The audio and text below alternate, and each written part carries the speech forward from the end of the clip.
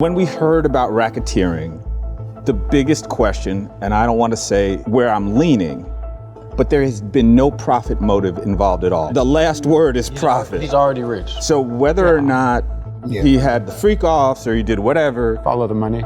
Well, there is no money Exactly. to follow. I mean, the freak offs aren't okay, the way in which I read it, it's not an illegal business. A freak off is a freak, or whatever these things are, right? Wrong, that's my word. But the profit, that last word actually got my attention because I was like, how is he making any money in that thing at all? So, I don't know. You follow the money in a lot of situations like this if you really want to get to the truth, right? I wholeheartedly agree.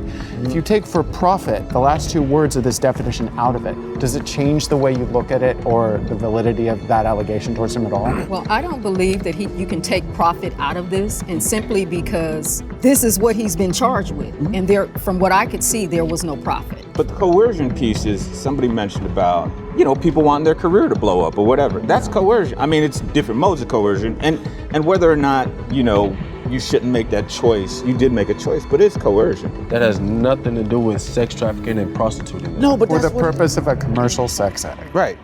Yeah, but I don't see the coercion part. You know? Because if he willingly did it and then the person willingly accepted, I don't I don't think see the... one thing that I haven't heard said at this table yet is bribery. So he probably promised a lot of these people either fame, fortune, riches. Whether or not he delivered, I doubt it. But that's another matter entirely, right?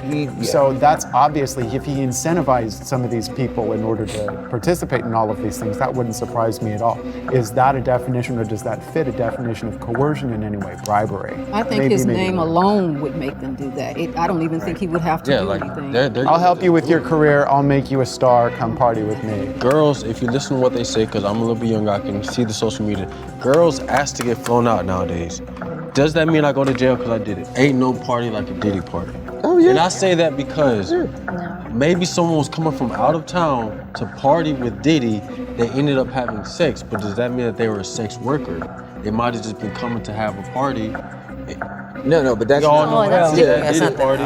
But if you go to a Diddy party, this is gonna sound but if you go to a Diddy party and you have sex with a sex worker that Diddy has flown in, that ain't you. I don't know he flew out. No, but I'm saying that's what I'm saying. There's a credit card receipt for that, or something like that. I have no idea. So wealthy and powerful. Maybe it's just cash money. As someone who cash works money. for him's assistant making these payments. Or paper trail, so cash resourceful. He's got dozens of people who could be carrying out some And of it these may not things for even him. be money. It might be just a favor. Or ungodly amounts of cash that the man has hanging around, right? I'm crystal clear that this happens to serious. There are 100 dudes, white dudes in LA doing this right now. Yeah. 100, easy.